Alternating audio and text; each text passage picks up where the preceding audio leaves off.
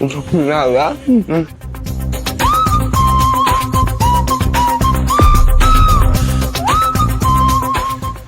கோடி ப்ராஜெக்ட் மீட்டிங்க்கு டைம் ஆயிடுச்சு சார்.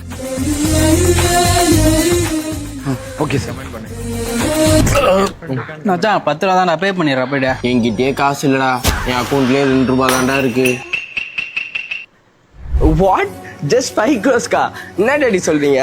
நம்ம ஸ்டேட்டஸ்க்கு அட்லீஸ்ட் 50 crores-காச்சும் நம்ம கிஃப்ட் வாங்கி கொடுக்கணும். மச்சான் ஹரிஸ் வந்துட்டான்டா. ஓகே சரி, நான் வீட்டுக்கு வந்து பேசுறேன்.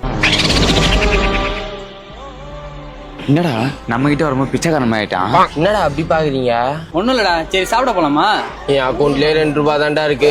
நீங்க வாங்கி கொடுத்தீங்கன்னா வரேன், இல்லாட்டி நான் வரலடா, நான் கிளம்புறேன்.